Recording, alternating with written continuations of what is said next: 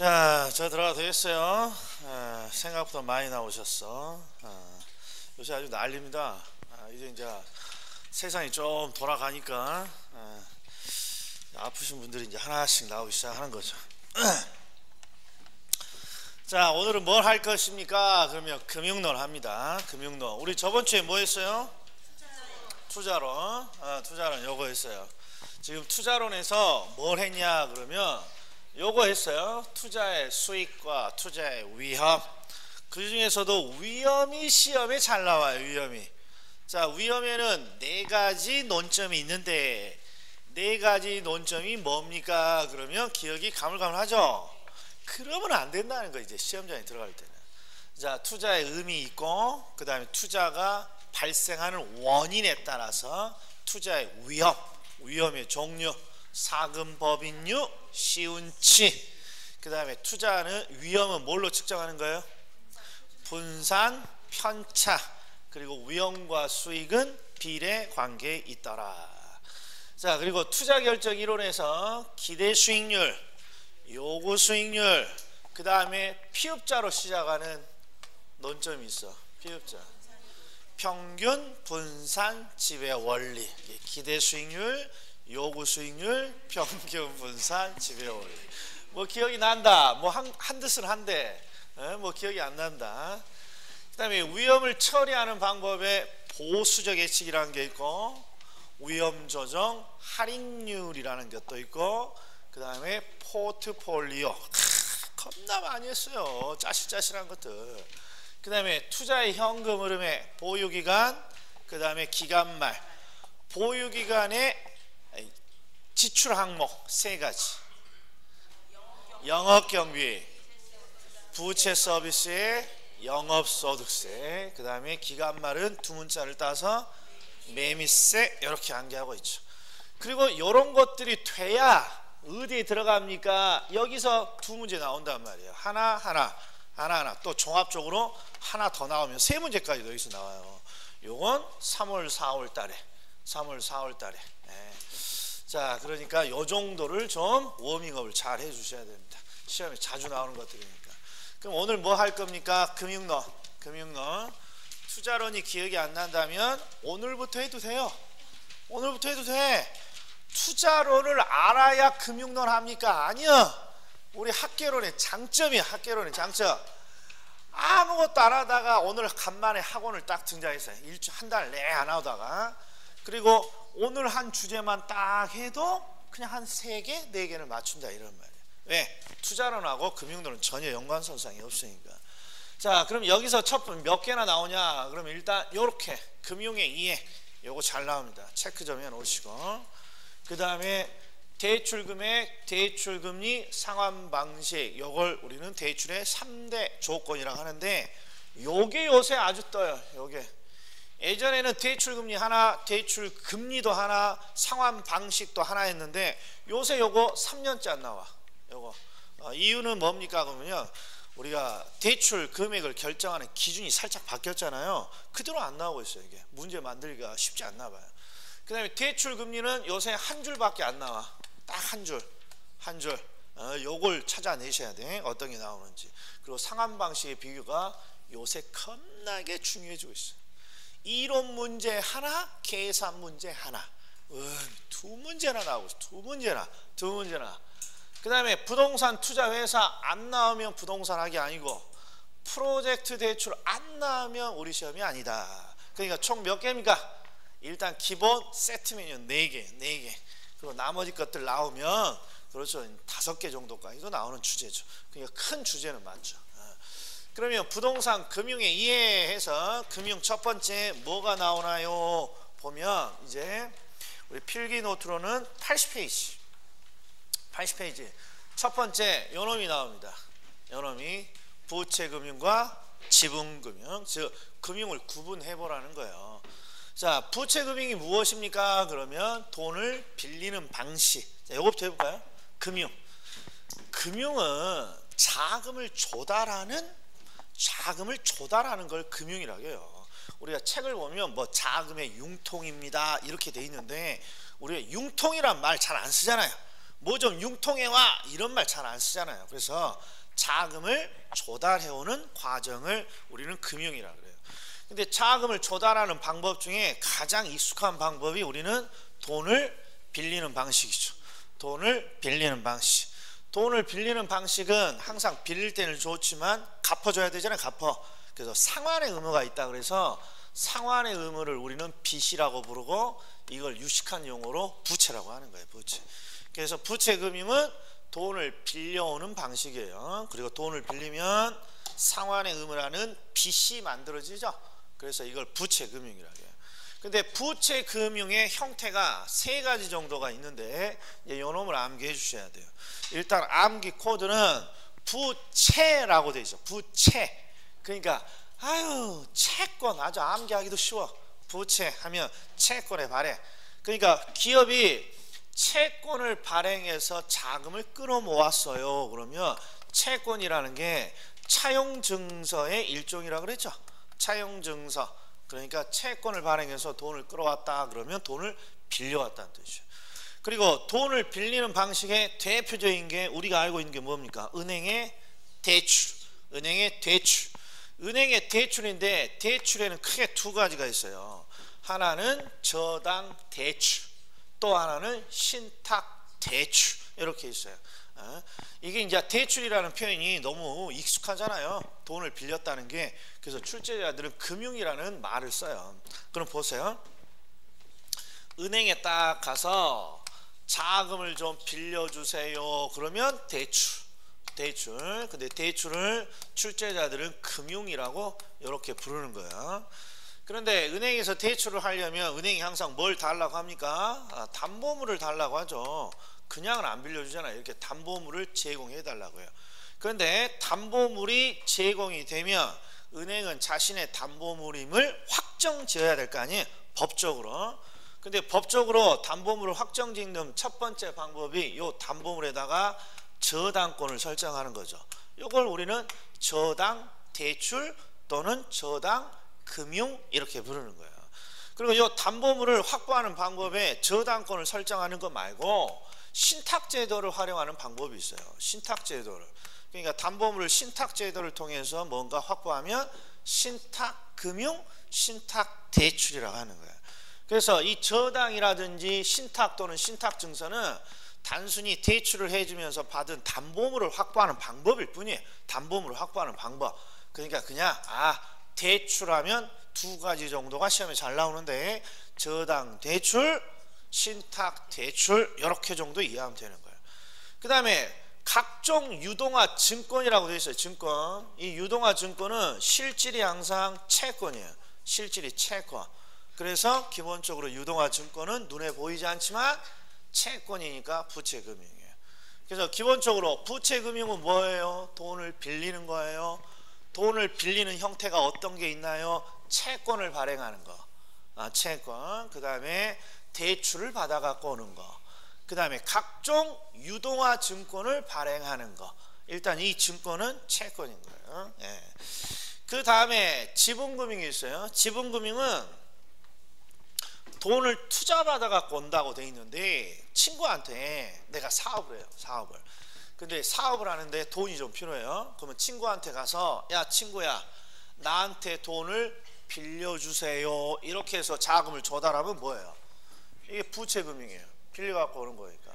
그런데 친구한테 뭐라고 할 수 있냐? 야 나 지금 돈이 좀 필요한데 사업이 괜찮으니까 내 사업에 투자를 좀 해봐. 이렇게 받아갖고 올 수도 있어요. 투자.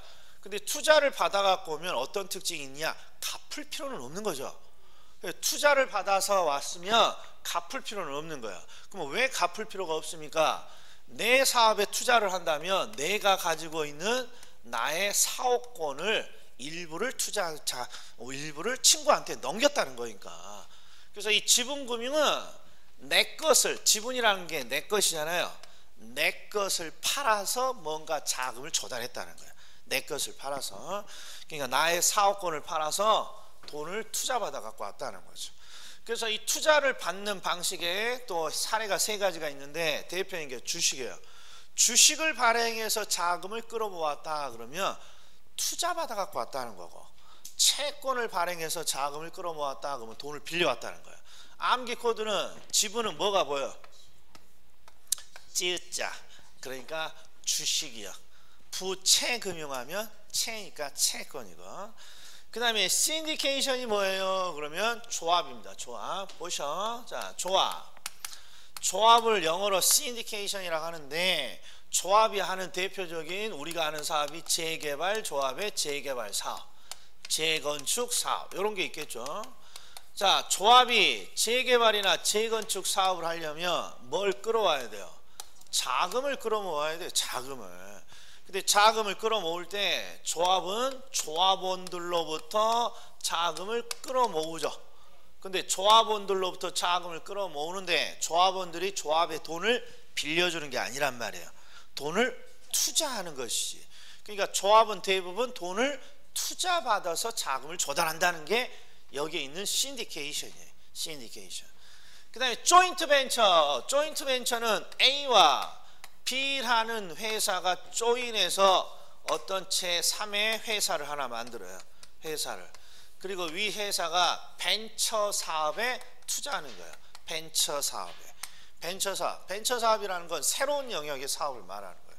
그런데 A와 B 회사가 조인해서 하나의 회사를 만들었는데 서로 이 회사에 돈을 빌려주는 게 아니라 자신들이 직접 참여하는 거니까 돈을 벤처 사업에 자기들이 직접 투자하는 거예요. 투자. 그리고 여기는 부동산 투자라고 아주 대놓고 있네. 그래서 돈을 투자받아 갖고 옵니다. 지분금융이에요. 그러면 두 쪽이 있으면 항상 한쪽이라도 정확히 암기하는 게 유리한데 기본적으로 강사 입장에서는 부채금융을 암기하는 게 쉬워요. 자, 부채금융은 채자 나왔으니까 뭐식이라고? 채권. 돈을 빌리는 방식 대출. 대출의 몇 가지? 두 가지. 저당, 금융, 신탁증서, 금융. 그리고 각종 유동화 증권. 이렇게 부채금융을 암기하는 게 유리해요. 나머지는 투자를 받아갖고 온다 이렇게 생각하면 되는 거고. 자, 그 다음에 지분금융 밑에 보면 메자닌이라고 새로운 게 하나 있어요. 메자닌 금융이라고. 부채금융과 지분금융의 중간적 성격을 갖는 금융이라고 돼 있는데 보세요. 일단 끝에 사채라고 돼 있으니까 채권이에요. 채권. 즉 부채금융이에요. 부채금융. 그런데 신주라고 돼 있으니까 이 주가 주식이에요. 주식. 주식은 찌읒자니까 지분금융이잖아요. 그래서 신주인수권부 사채를 발행했다 그러면 뭔지 모르지만 주식과 채권이 결합돼 있어요. 그래서 이런 걸 우리가 중간적 성격이라고 하는 거예요. 이것도 채권도 주식도 두 가지가 이렇게 있잖아요. 그러면 신주인수권부 사채, 전환사채가 뭡니까? 그러면 회사가 기업이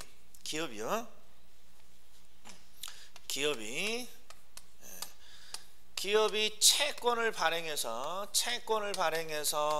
자금을 끌어모았어요. 그러면 채권은 차용증서니까 돈을 빌려 갖고 오는 거예요. 돈을 빌려서 조달을 했다는 거예요. 근데 때가 되면 회사는 이 돈을 상환해야 될 거 아니에요. 상환을 할 때 원칙적으로 돈을 빌려왔으니까 원칙은 돈으로 상환하는 거예요. 돈으로. 그런데 여기에 있는 두 가지는 어떤 걸로 상환합니까? 신주를 인수할 수 있는 권리를 주는 거예요. 돈 대신에. 신주를 인수할 수 있는 권리. 그럼 결국 대부분 주식을 인수하겠죠. 그러니까 결국 주식으로 상환하는 거예요. 채권을 발행해서 돈을 끌어모아서 돈을 상환할 때는 돈이 아니라 주식으로 상환한다는 거예요. 여기도 문구가 채권이 뭘로 전환된다는 거예요? 주식으로. 그러니까 돈으로 상환하는 게 아니라 주식으로 바꿔주는 거예요. 주식으로. 그러면 투자자 입장에서는 어떻게 되냐? 투자자 입장에서는 일단 돈을 빌려줘요. 이 기업이 신생기업 대부분. 그러면 이 신생기업에게는 투자를 하기가 애매모하잖아요. 기업이 어떻게 될지 모르니까. 그러니까 제일 처음에는 돈을 빌려줘요. 원금을 뜯길 일은 없는 거죠. 돈을 빌려주는 거예요. 그러다가 기업이 사업을 잘 할 만한 사업이네. 그러면 주식을 받아가는 거예요. 그럼 뭐가 되는 거예요? 투자자가 되는 거예요. 이제 이 사업에. 그러니까 이 돈을 빌려주는 입장에서 돈을 최초에 주는 사람의 투자자 입장에서는 제일 처음에는 돈을 빌려줬다가 사업이 적당히 잘 될 것 같다 그러면 자신이 주식을 받아서 투자자의 형태로 바꿔주는 거예요. 그러니까 이런 걸 우리가 부채 또는 지분금융의 중간적 성격을 갖는다 해서 메자닌이라고 불러요. 이 메자닌이라는 게 이탈리아 말입니다. 이탈리아 말. 영어도 아니고. 그러니까 그냥 중간 단계의 영역입니다. 이렇게 그냥 하시면 되는 거예요. 자, 그러면 이것만 있냐? 그렇지 않아. 겁나게 많아. 자, 한번 금융과 관련된 용어 한번 싹 정리 한번 해보죠. 자, 부동산 금융에 분류해서 1번은 사채를 발행해서 자금을 조달했어요. 그럼 돈을 빌려왔죠? 사채는 차용 증서니까 부채 금융이고. 그 다음에 syndication, joint venture. 그럼 syndication 하면 조합. joint venture는 join해서 벤처 사업에 투자하는 거죠. 둘 다 투자. 지분금융이에요. 그 다음에 이제 이런 것들이 있어요. 3번하고 5번을 기억해 하셔야 돼. 3번하고 5번을. 3번을 보면 주택 소비금융도 있고 주택 개발금융이라는 게 있어요. 자, 3번 주택을 구입하거나 개량하는 데 필요한 자금을 대출받습니다. 주택 구입, 이게 주택 소비잖아요. 그래서 이걸 주택 소비금융이라고 하고, 주택 건설에 필요한 자금을 건설업자에게 빌려줍니다. 주택 건설, 그럼 주택 개발이잖아요. 이걸 우리는 주택 개발금융 이렇게 부르는 거죠. 그 다음에 5번, 은행이 주택 구입에 필요한 자금을 차입자에게 대출해 준다고 되어 있어요. 대출. 그래서 주택자금 대출 시장이고, 은행 등 금융기관에 대출에 필요한 자금을 공급해 줍니다. 그러면 주택자금 공급시장이라고 돼 있어요. 이게 우리 시험에 3년 전인가 4년 전인가 나와가지고 아주 추풍낙엽이야. 이게 무슨 추풍낙엽이야. 뭐 어렵지도 않구만. 자, 얘는 이런 걸 담고 있어요. 은행이요. 은행이 일단 주택을 구입하려는 자, 주택 구입자에게 대출을 해줘요. 요걸 우리는 무슨 시장이라고 합니까? 요게 주택 자금을 대출해주는 시장이에요. 그런데 은행이 대출을 해주기 위해서는 끊임없이 뭔가 자금을 끌어갖고 와야 돼요. 그래서 은행에게 대출에 필요한 자금을 공급해주는 시장이 있어요. 요걸 우리는 주택 자금의 공급 시장이라고 한단 말이에요. 이게 주택 자금을 공급받아서 그걸 가지고 대출을 해주는 거니까요. 그런데 시험에는 어떻게 나왔냐? 요 두 문구를 바꿔놨어. 차입자에게 공급해주면 주택자금 대출 시장이고, 필요한 자금을 대출해주면 주택자금의 공급시장이라고. 아무도 못 찾아. 아무도. 이유는 더럽게 길어. 지문이 길면 논점을 찾기가 쉽지 않다 이런 말이에요. 이게 논점을 확인하셔야 돼. 주택 구입을 합니다. 그러면 소비금융이라고 소비가 들어가야 되고, 주택을 건설해요. 그러면 개발이고, 그 다음에 주택 자금을 대출해줘요. 대출 시장이고, 은행에게 은행 등 금융기관에 대출에 필요한 자금을 공급해줘요. 공급 시장이고. 이런 삘이 있어야 된다. 그러나 쉽지 않습니다. 처음 나온 질문들은. 자, 그러면 두 번째는 뭐가 있나요? 그러면 금융의 위험. 금융의 위험. 이것도 예전에는 정말 안 나올 데가 없는 논점이었는데요. 요새는 잘 안 나와요. 자, 금융의 위험은 뭐랑 똑같냐? 우리가 투자에서 위험이 있어요. 투자의 위험, 이것도 우리가 배웠잖아요. 투자의 위험. 그리고 투자의 위험의 종류가 있죠. 투자에서 위험의 종류라는 것은 위험이 만들어지는 원인에 의해서 나눈 거잖아요. 예를 들어서 사업상의 위험하면 사업을 잘못해서 위험이 발생했어요. 이런 거니까. 금융위험은 금융 대출을 잘못 받아서 사업이 부동산 투자가 위험해졌어요. 원이잖아, 원이. 그러니까 이 금융에도 뭔가 위험이 있는데 금융의 위험을 원인에 의해서 나눈 게 요 세 가지예요. 원인에 의해서. 근데 주의할 게 있어요. 여기 뭐라고 돼 있어요? 노랭이로. 금융의 위험은 항상 은행이 대출을 하고 부담하는 위험이에요. 명심하셔야 돼. 우리는 대부분 차입자 입장이 있으니까 차입자가 뭔가 부담하는 위험같이 느껴지지만 그렇지 않아요. 금융론은 전부 다 은행의 입장에서 설명하고 있는 이론이에요. 그래서 금융에 위험하면 은행이 대출을 해주고 어떤 위험을 부담합니까? 그러면 얘는 아무것도 안 적어져 있잖아요. 얘는 채무불이행 위험은. 왜? 은행이 대출을 해줬는데 차입자가 원금과 이자를 갚지 않아요. 우리는 이걸 뭐라 불러요? 채무불이행. 그리고 차입자가 채무를 불이행하면 은행이 위험을 부담하겠죠. 그러니까 얘는 문구만 해석해 주면 된다. 차입자의 채무 불이행이 일어나면 은행은 위험해져요. 자, 그런데 위에 이자율 위험이 있고 밑에 조기 상환 위험이 있잖아요. 그래서 일단 순서가 항상 이, 채, 조 이렇게 암기해요. 위험의 종류는 다 두 문자 따서 암기하는 거예요. 투자의 위험은 사금, 법인유, 시운치 이렇게 암기했고, 금융의 위험은 이체조 이렇게 암기하는 거예요. 그러면 왜 이렇게 암기합니까? 그러면 이제 이자율 위험부터 보세요. 이자율 위험을 보면 시장금리가 뭐 한다고 돼 있어요? 상승이라고 돼 있어요.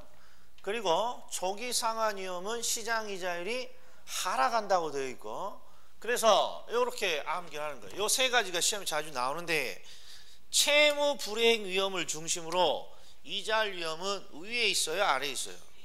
위에 있어요. 그래서 이자율 위험은 시장 금리가 상승할 때 나타나는 위험입니다. 이렇게 이해하려고 위에다 올려놓은 거예요. 그 다음에 조기 상환 위험은 시장 금리가 하락할 때 나타나는 위험이에요. 그래서 두 문자가 이, 채, 조. 이는 가장 위에 있으니까 시장금리 상승, 조는 가장 밑에 있으니까 시장금리 하락 이렇게 하는 거예요. 이, 채, 조. 그럼 이제 하나씩 보자고요. 시장금리가 상승하는 경우에 대출금리를 고정시킨 은행의 수익성이 악화됩니다 라고 되어 있는데, 우리가 대출금리에 대해서 하나만 보자고요. 대출금리에 대해서. 일반적으로 은행의 대출금리는요, 은행의 대출금리는 뭐에 맞춰서 이루어집니까? 그러면 시장금리에 뭔가 맞춰져서 결정이 돼요. 제가 이런 그림을 그렸을 거예요. 자, 우리는 돈을 빌리고 빌려오는 시장이 있는데 이걸 대출시장이라고 그래요. 대출시장. 대출시장에서 돈을 빌리는 사람이 소비자고, 돈을 공급하는 자가 공급자겠죠. 그리고 이 공급자에는 우리나라에 있는 수많은 은행, 금융기관, 증권회사, 보험회사 이런 애들이 다 들어가 있어요. 그런데 지금 대출시장에서 수많은 우리 금융기관들이 돈을 빌리고 빌려주면서 5%대 이자를 받아요. 그럼 이 5%를 뭐라 그러냐? 대출시장에서 결정된 금리, 시장금리라고 해요. 그러면 자, 하나은행이에요. 하나은행. 하나은행이 자신의 대출금리를 어떻게 결정합니까? 지금 대출시장에서 대출을 해줄 때 5% 받아요. 그러면 하나은행도 대충 얼마를 받는 거예요? 5% 정도를 책정을 하는 거예요. 그러니까 기본적으로 시장금리에 맞춰서 대출금리는 결정이 되는 거예요. 그래서 이걸 사례로 제가 어떻게 설명했냐, 내가 아이스크림을 판매를 하려고 하네요. 아이스크림 가게를 운영하는데 아이스크림 한 개에 얼마의 가격을 받아야 될까? 그럼 뭘 봐요? 아이스크림이 시장에서 개당 1,000원에 팔리면 나도 개당 1,000원에 파는 거고, 시장에서 개당 2,000원에 팔리면 나도 2,000원을 지급하는 거예요. 그래서 시장의 가격에 맞춰서 거래가 이루어지는 거니까. 자, 그런데 문제는 여기에 요 문구가 아주 중요해요. 뭘 고정시켰다는 거예요? 대출금리를 고정시켰다는 거예요. 그래서 최초에는 시장금리에 맞춰서 대출금리를 딱 고정시키고, 대출금리를 결정하고, 요걸 고정시키는 고정금리를 판매했는데 갑자기 시장금리가 오르기 시작하는 거예요. 시장금리는 시장 상황에 따라 변할 수 있는 거니까. 그래서 첫 번째, 시장금리가 이렇게 상승하는 일이 벌어져요. 10%대로. 그럼 이제 어떤 일이 벌어집니까? 은행이 아차차 하기 시작한다 이런 거예요. 이런 걸 우리가 은행이 불리해지니까 요걸 이자율 위험이라고 한다 이런 말이에요. 그럼 은행이 왜 불리합니까? 항상 시장금리에 맞춰서 대출금리가 결정되는 거예요. 그러니까 지금 시장금리가 10%대로 상승했습니다. 그러면 자신도 얼마를 받아야 돼요? 10%의 금리를 받을 수 있는데 지금 5%대로 대출을 해주고 고정시켜버렸다 이런 말이에요. 그러니까 아차차 하는 거예요. 이걸 우리는 뭐라 그럽니까? 이자율 위험이라고 부르는 거예요. 그래서 이 이자율 위험은 정확히 말하면 이 이자율은 시장 이자율이고 이 이자율이 언제 위험해집니까? 그러면 이자율이 상승시켰을 때 뭐 한 은행이 대출금리를 고정시키는, 이게 최초에는 대부분 고정금리 상품을 팔았거든요. 그래서 대출금리를 딱 고정시켜 놨는데 시장금리가 상승하면 시장금리를 따라갈 수 없기 때문에 은행이 수익성이 악화되는 거예요. 이걸 우리가 이자율 위험이라고 하는 거죠. 그럼 은행은 이걸 어떻게 대책을 수립합니까? 그러면 기본적으로 시장금리가 상승할 때 은행이 불리한 이유는 딱 하나잖아요. 시장금리는 올라가는데 나의 대출금리만 고정되어 있어서 불리한 거잖아요. 그래서 고정금리 상품을 포기하고 시장금리에 맞춰서 대출금리가 변화할 수 있는 변동금리 상품을 이제 개발해내기 시작하는 거죠. 이게 변동금리 상품의 개발이에요. 그래서 이 이자율 위험은 단순히 이자율 위험이라는 걸 물어본 적은 거의 없고 항상 요놈이랑 연관해서 물어봐요. 자, 변동금리 상품이라는 게 우리는 경험을 하는데 변동금리 상품이 왜 만들어졌나는 거예요. 그러면 대출금리를 고정시켰을 때 항상 언제가 불리해진다는 거예요. 시장금리가 상승하면 금리를 고정시킨 은행이 불리해지니까 시장금리가 상승할 때 대출금리도 올리겠습니다. 이걸 위해서 만든 게 변동금리 상품이라는 거죠.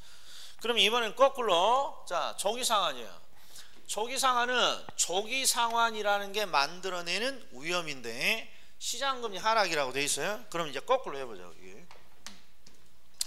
자, 이번에는 대출금리가 딱 고정되어 있는 상태인데 이번에는 시장금리가 이렇게 하락하기 시작해요.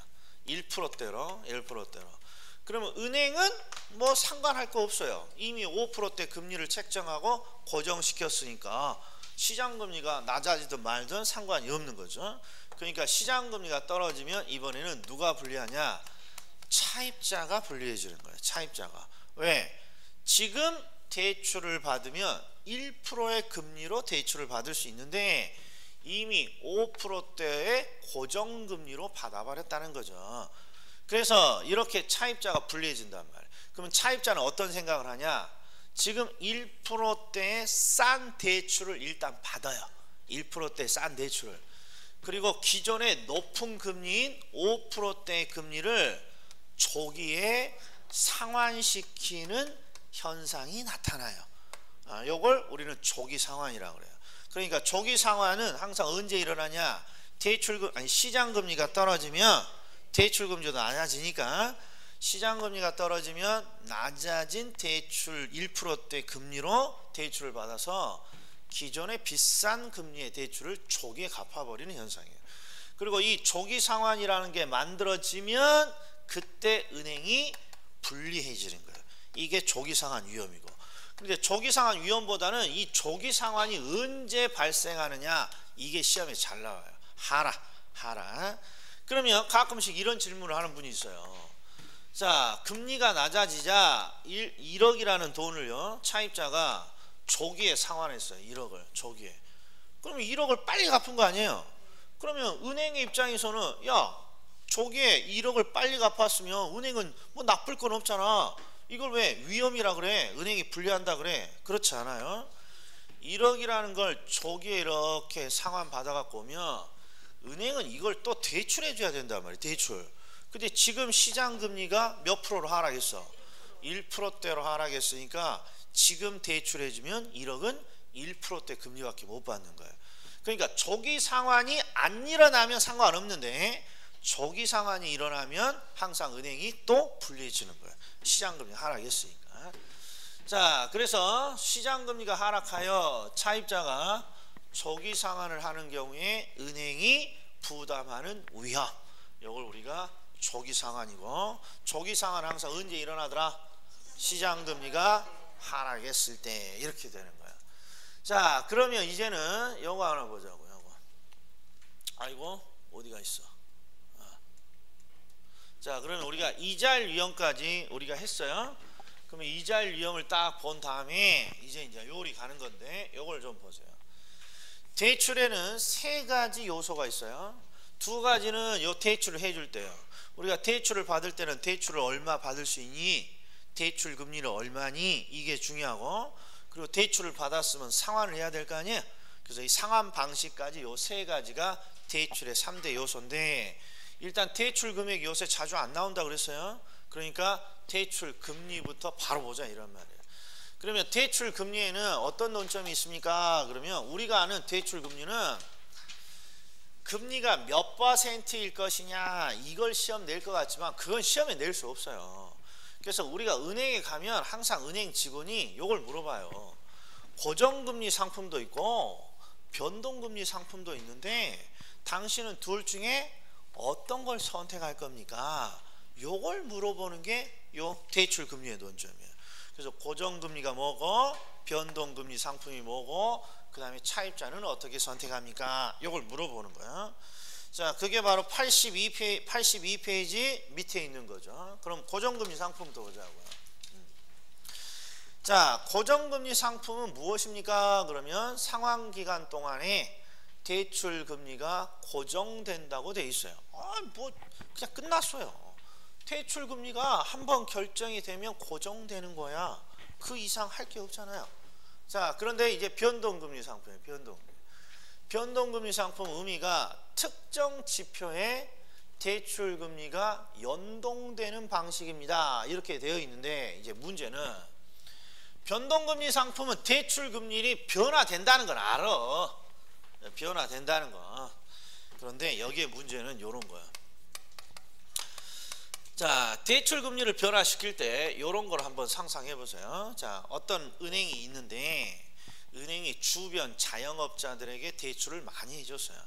그런데 은행 지점장이 오늘 점심에 그죠, 이게 밥을 먹으러 갔는데 김치찌개를 먹었는데 김치찌개가 더럽게 짜.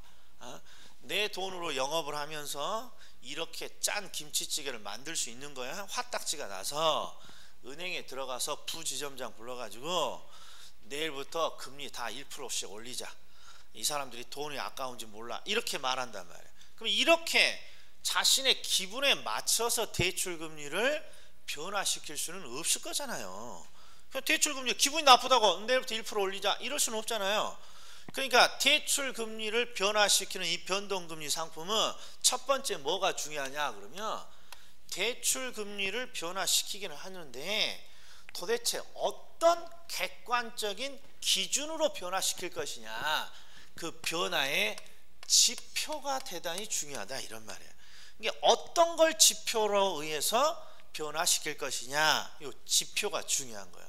이런 걸 우리가 특정 지표해서 여기에 있는 거고, 이 지표를 기준이 되는 금리라고 하기도 한다 이런 말이에요. 즉, 이 대출금리, 변동금리 상품의 대출금리 이 구조가 시험에 잘 나오는데, 첫 번째 지표 또는 기준금리라는 표현이 있는데 이게 뭐냐, 대출금리는 기분에 따라서 변화시키는 게 아니란 말이에요. 어떤 지표에 맞춰서 변화를 시키는 거예요. 그리고 그 지표로 어떤 걸 활용합니까? 그러면 우리나라는 CD 유통수익률과 코픽스라는 걸 써요. 일단 CD가 뭐고 코픽스가 뭐냐, 일단 이건 중요치 않고 우리나라에서는 이 지표로 CD 금리하고 그 다음에 코픽스라는 걸 써요. 이 코픽스는 옆에 기출지문에 있으니까 뭐 쓸 필요 없어요. 일단 이 두 가지로 이 두 가지에 의해서 대출 금리를 변화시켜요. 그리고 이 CD 금리와 코픽스는 어디에 있습니까? 그러면 은행 창구에 가보면 오른쪽이나 왼쪽에 보면 오늘의 뭐 환율, 오늘의 금 가격 막 이런 거 있잖아요. 거기에 오늘의 CD, 오늘의 코픽스 이런 게 있어요. 그러니까 이 금리에 맞춰서 대출 금리를 변화시키는 거예요. 그리고 여기에 있는 금리는 매일매일 변화가 있어요. 이게 매일매일 변화가 되면 대출 금리도 매일매일 변화가 이루어지는 거예요. 예.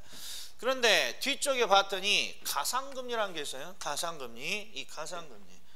이 가상금리는 차입자의 신용도덕에 따라서 가산시키는 금리인데요. 가상금리를 보면, 자, 은행이 대출을 해주려고요. 은행이 대출을 해주려고. 근데 은행은 차입자가 오면 대부분 뭘 확인해요? 신용 같은 것을 환영하잖아요. 차입자의 신용도. 그럼 차입자의 왜 신용도를 확인합니까? 그러면 차입자가 가지고 있는 위험을 평가하겠다는 게 신용도를 확인하는 거야.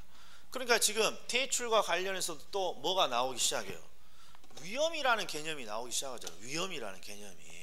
그러면 항상 위험이라는 게 나오면 우리는 뭘 가정해 줘야 되냐? 그러면 은행이라는 이 기관이 위험에 대해서 어떤 태도를 가지고 있느냐 항상 결정해 줘야 돼요. 그러면 기본적으로 투자자는 위험을 싫어하는 위험 회평을 가정하듯이 은행도 위험을 싫어하는 회피형을 가정하게 되는 거예요. 기본적으로. 그래서 위험 회피형인 은행이 차입자에게 대출을 해주려고 봤더니 위험이 보여. 그러면 어떤 행동을 해줘야 돼요? 은행은 위험을 싫어하니까 자신이 싫어하는 위험에 대해서 보상을 요구한단 말이에요. 그게 바로 가상금리예요. 그래서 차입자의 신용도 등 위험에 따라서 요 지표금리에다가 뭔가 가산시키는 게 이게 가상금리예요. 그러니까 이 가상금리는 위험에 대한 대가라고 생각하시면 되는 거예요. 대가라고 생각하시면. 자, 그런데 우리나라의 어떤 은행들의 특징이 어떤 게 있습니까? 그러면 우리가 아는 사람 중에 가장 신용도가 좋은 사람, 우리가 문재인 대통령 해볼까요? 최소한 우리 문재인 대통령은 대통령이니까 위험이 우리가 아는 사람들보다는 가장 낮을 거 아니에요. 그럼 문재인 대통령이 대출을 받으러 갔을 때 은행은 문재인 대통령은 신용이 좋으니까 가상금리를 받지 않을 것이다. X예요. 기본적으로 은행은요, 사람으로 태어났으면 다 위험하다고 보고 다 가상금리를 부착시켜요. 가상금리 없는 사람은 없다 이런 말이에요. 그리고 나 같은 놈이 가면 가상금리 겁나게 높아요. 연체 실적이나 이런 게 있으면. 그러니까 기본적으로 변동금리는 뭐가 포인트입니까? 그러면 대출금리를 변화시키는데 도대체 어떤 지표에 의해서 변화를 시키느냐, 이게 중요하다고. 이 지표를 변동의 기준으로 선택한 금리입니다. 이렇게 불러요. 기준금리라고. 그리고 은행도 기본적으로 위험을 싫어하는 회피형이니까 차입자의 신용도 등에 따라서 위험이 보이면 뭔가 금리를 더 달라고 한다 이런 말이에요. 이걸 우리는 가산금리라고 하고. 그리고 변동금리 상품은 왜 만들어졌다 그랬어요? 바로 이자율 위험 때문에. 이게 반드시 들어간다고. 이자율 위험. 이자율 위험이란 거 뭐냐? 시장금리가 상승했을 때 대출금리를 고정시킨 은행은 불리해진다고. 시장금리가 올라간 것만큼 따라갈 수 없기 때문에. 그래서 탄생한 게 이 변동금리 상품입니다. 자, 그럼 기출지문 한번 보자고요. 기출지문. 자, 변동금리 상품을 봤더니 첫 번째, 변동금리란 사전에 약정한 방법으로 일정 기간마다 대출금리를 변동시키는 방식입니다. 그리고 2번, 변동금리 상품의 대출금리는 기준이 되는 금리와 가상금리로 구성되어 있습니다. 항상 이 사각형 보이면 어디를 봐? 필기노트 오른쪽을 봐야지. 오른쪽. 필기노트 오른쪽. 변동금리는 기준금리와 가상금리로 결합되어 있어요. 그래서 항상 이 구조가 시험에 나오는 거예요. 구조가. 그런데 현재 우리나라는 기준이 되는 금리로, 그럼 번역이 어떻게 돼야 돼요? 대출금리 변화의 기준이라는 거죠. 이 기준으로 CD 유통수익률과 코픽스라는 은행의 자금 조달 비용 지수를 함께 활용하고 있어요. 네, 4번, 가상금리는 차입자의 신용도, 담보 유무 등으로 판단된 대출의 뭐에 따라? 위험에 따라 기준금리에 가산되는 금리입니다. 이렇게 되어 있고, 그러면 딱 이 정도까지만 보시면 돼요. 4번까지만. 그러면 이제 결론이 이렇게 되어 있어요. 항상 은행에 대출을 받으러 가보면요, 은행 직원이 선택하라 그래. 우리 은행은 고정금리도 있고 변동금리도 있는데요, 둘 중에 어떤 걸 선택할 거예요? 그리고 만약에 변동금리 상품을 선택했다면 변동금리의 기준 또는 지표로 두 가지를 쓰잖아요.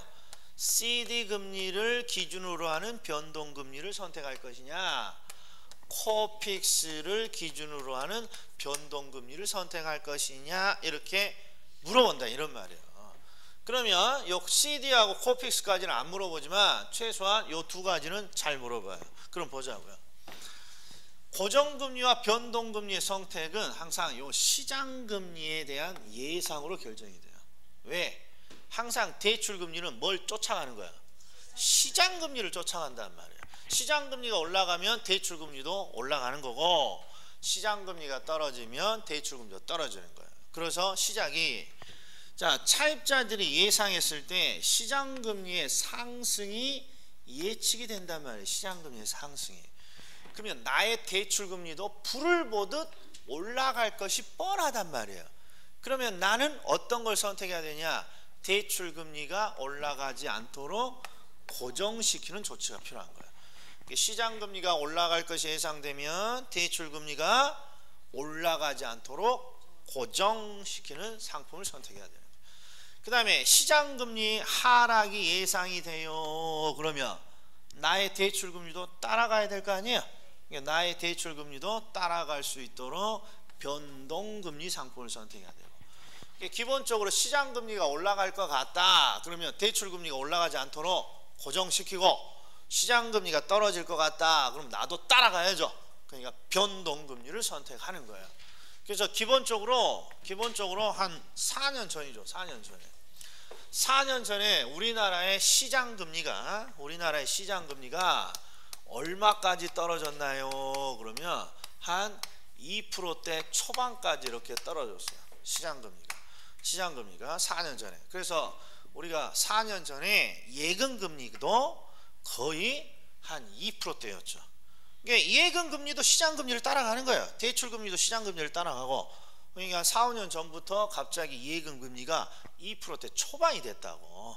자, 그래서 사람들은 이제 어떤 예상을 했느냐, 시장금리가 이렇게 낮아진 걸 처음 경험해 본단 말이에요.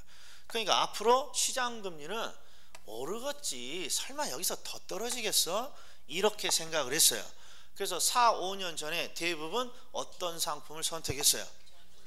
그렇죠. 고정금리 상품을 다 선택했다고. 그리고 정부도 고정금리 상품을 장려했어요. 그래서 혹시라도 변동금리 상품을 가지고 있는 사람들은 다 갈아타라 그랬어. 고정금리를 우리가 갈아타게 지원을 해줄 테니까 갈아타라 그랬어. 그래서 저도 고정금리 받고 대부분 고정금리를 선택했어요. 근데 지금 어떻게 돼 있어요? 세상에나 이게 올라갈 거라고 생각했는데 이제는 어떻게 2%대까지 떨어져 버렸단 말이에요. 시장금리가. 그래서 예금금리도 1%대 후반이 돼버리고, 그래서 지금 고정금리 받은 사람들이 지금 다 후회하고 있다. 앞으로 오를 것 같지 않아요. 시장금리가. 이게 정상적이면 시장금리가 올라야 돼요. 그런데 지금 정부가 정책적으로 경기를 살리기 위해서 금리를 낮춰버리니까 이 금리가 올라갈 일이 없을 것 같다는 생각이 들어요. 그래서 다시 한번 고민을 해봐야 돼요. 자, 우리가 여기까지 봤어요. 자, 몇 가지 봤느냐? 그러면 짜실짜실한 거 한 10대까지 봤어요. 야, 뭔 한 50분에 10대까지 봤냐? 그럼 보셔. 일단 금융에 분류해서 부채금융, 지분금융 두 가지 성격을 아우르는 메자닌, 이렇게 세 가지 봤어요. 그것만 있느냐? 주택 소비금융, 주택 개발금융, 은행이 대출을 해주는 대출시장, 은행에게 자금을 공급해주는 주택자금의 공급시장, 이런 거 있잖아요. 그리고 금융과 관련해서 은행은 대출을 해주면 대출과 관련된 위험을 부담한단 말이에요. 그래서 두 문자가 이체조. 왜 이 체존이 이자율 위험이 왜 맨 위에 있니? 시장금리가 상승할 때 나타나는 위험이니까. 조기 상한은 왜 맨 밑에 있니? 시장금리가 떨어질 때 나타나는 위험이니까. 그리고 이런 이자율 상승이 됐을 때 위험을 방지하기 위해서 변동금리를 만들었다 이런 거죠. 그리고 변동금리 상품은 어떤 구조로 되어 있나요? 그러면 항상 기준이 되는 금리를 결정하고 차입자의 신용도 등 위험에 따라서 뭔가 추가적으로 금리를 붙이고 있어요. 가상금리. 여기까지. 예. 자, 10분 쉬었다가는 이제 포기하고 커피 같은 거 하나 타갖고 그냥 가만히 앉아 계셔. 두 번째 시간에는 상환 방식을 저랑 좀 같이 할 테니까 이것 좀 이해 좀 하자고요. 자, 10분 쉬겠습니다.